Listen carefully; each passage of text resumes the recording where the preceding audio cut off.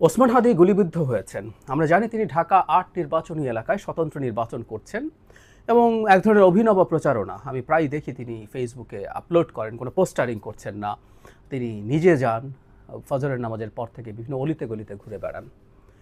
খুবই মর্মান্তিক ঘটনা এবং সোফার আমরা যা জানতে পেরেছি, পত্রপত্রিকায় দেখলাম তার গুলি বাম কানের নিচে বিদ্ধ হয়েছে। এটা খুবই ডেঞ্জারাস জায়গা এবং চিকিৎসকরাও বলছেন তার অবস্থা আশঙ্কাজনক।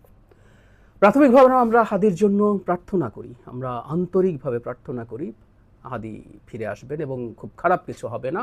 ফিরে এসে তিনি আবার এই নির্বাচনে অংশগ্রহণ করবেন। তিনি যে নতুন ধরনের রাজনীতি দেখাতে চাইছেন, সে রাজনীতির সাথে বিশেষ করে প্রচারণার নতুন ধরন শুধু না, তার রাজনীতির যে ধরন আছে তার সাথে আমাদের অনেকের দ্বিমত থাকতে পারে। আমার নিজেরও দ্বিমত আছে, তার প্রকাশভঙ্গির সাথে অনেকের দ্বিমত থাকতে পারে, আমারও আছে। কিন্তু এই রকম বিভৎস কোনো ঘটনা বাংলাদেশে ঘটা আমরা কোনোভাবে নিতে পারি না। হাদি ফিরে আসুন, আমরা প্রার্থনা করি যার যার জায়গা থেকে, এবং তিনি আবার নির্বাচনী প্রচারণায় অংশগ্রহণ করুন স্বতঃস্ফূর্তভাবে, আরও বেশি শক্তি নিয়ে আমরা সেটা চাই। কিন্তু একটা বিপদের কথা একটু বলে রাখা দরকার। আমাদের দেশে যা হয় আর কি, এ ধরনের একটা ঘটনা ঘটার পর, এমনকি উনি ঠিকঠাকভাবে ফিরে আসলেও এই কাজটা কে করেছে এটা নিয়ে চুলচেরা বিশ্লেষণ শুরু হবে, হওয়া উচিত। এটা ভয়ঙ্কর একটা ঘটনা। কিন্তু আমরা এমন কিছু যাতে না করি, আমাদের দেশে এই মুহূর্তে ক্রিয়াশীল যেসব রাজনৈতিক দল এবং শক্তি আছে, স্টেক হোল্ডার্স আছে, তাদের মধ্যে কোনো ভয়ঙ্কর সংকট তৈরি হয়। এই সংকটটা তৈরির চেষ্টাও বিভিন্ন জায়গা থেকে হবে। মানে ওসমান হাদির ওপরে এই হামলা আসলে কোন দিক থেকে হতে পারে? আমরা যদি ওসমান হাদির বক্তব্য কর্মকাণ্ড দেখার চেষ্টা করি, তিনি এই গণ অভ্যুত্থানের খুবই গুরুত্বপূর্ণ ভূমিকা পালন করেছেন। পরবর্তীতে আওয়ামী লীগ এবং ভারত বিরোধী অত্যন্ত কঠোর ভাষায় তার বক্তব্য আছে। সুতরাং উনি কাদের টার্গেটে পরিণত হতে পারেন আমরা বুঝতে পারি। এবং বলা বাহুল্য, এই নির্বাচন ঠিকঠাক মতো না হোক, বাংলাদেশ একটা স্টেবল অবস্থায় না যাক, সেটা আওয়ামী লীগ এবং ভারতের চাইতে এত বেশি সম্ভবত আর কেউ চায় না।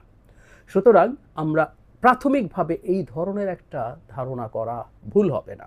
কিন্তু তার রাজনৈতিক প্রতিপক্ষ যাদের সাথে তিনি নির্বাচন করছেন, তারা কেউ এটার সাথে দায়ী, সেই জিনিসটা আসলে তদন্ত বা যে কোনো কিছু করার আগে হুট করে বলে ফেলা আমাদের উচিত হবে না। কারণ এটা আমাদের অন্তর্কলহ, কোন্দল বাড়িয়ে দিতে পারে।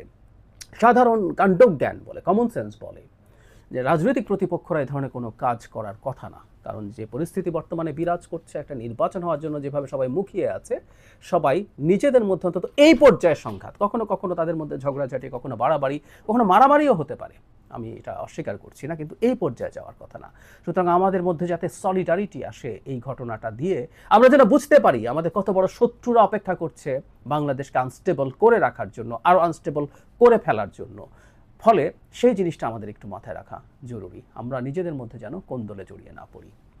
আবারও বলছি, আগেও বলেছি, তার রাজনীতি, তার প্রকাশভঙ্গি, এগুলোর সাথে আমাদের দ্বিমত থাকতে পারে। ব্যক্তিগত জীবনে তিনি অসাধারণ মানুষ, অসাধারণ বিনয়ী মানুষ। তার সাথে আমি একাধিকবার টক শোতে পার্টিসিপেট করেছি, আমি দেখেছি অত্যন্ত বিনয়ী একজন মানুষ। হাদিকে আমরা যেভাবে বক্তব্য দিতে দেখি, কথা বলতে দেখি, তার সাথে তার ব্যক্তিগত পর্যায়ের ইন্টারাকশন দেখলে অনেকেই মেলাতে পারবেন না। এটা তার রাজনৈতিক কৌশল, এটা তার রাজনীতি।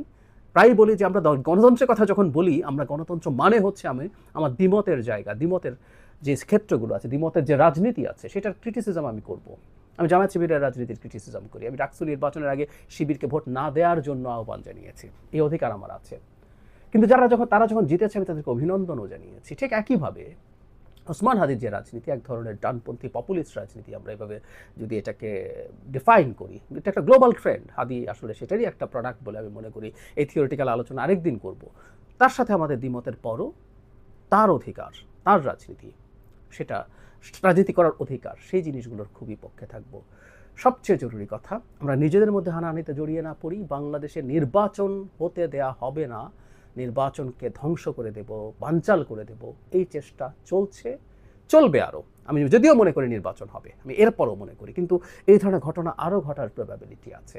আমাদের নিজেদের মধ্যে যাতে আমরা বিবাদে না জড়িয়ে পড়ি, শুরুতেই বলেছি কারা আসলে এটা করতে পারে, তাদের ব্যাপারে যেন আমরা আরও বেশি সতর্ক থাকি। আবারও কয়েকবার বলা হলো, আমাদের গভীর থেকে, অন্তরের গভীর থেকে আমি চাইছি, প্রার্থনা করছি, হাদি ফিরে আসুন, শক্তিশালীভাবে ফিরে আসুন, সুস্থভাবে ফিরে আসুন। আবার তার স্টাইলের প্রচারণা, এটা একটা অসাধারণ নজির। একটা মানুষ পোস্টার ছাপাচ্ছেন না, বিরাট সকল শোডাউন করছেন না, হেঁটে হেঁটে হেঁটে হেঁটে নিজের এলাকায় ঘুরে বেড়াচ্ছেন, মানুষের সাথে কথা বলছেন। এই রকম প্রচারণাই আমরা ভবিষ্যতে চাই, যেখানে কোটি কোটি টাকা ছাড়াও একজন মানুষ নির্বাচিত হতে পারেন। আমরা হাদিকে আবার সেই রকম ভূমিকায় দেখতে চাই। তিনি একটা নতুন ট্রেন্ড তৈরি করছেন, সেই ট্রেন্ড শেষ না করে তিনি চলে যাবেন, এটা হতেই পারে না। আমাদের সামষ্টিক প্রার্থনা তাকে নিশ্চয়ই ফিরিয়ে আনবে।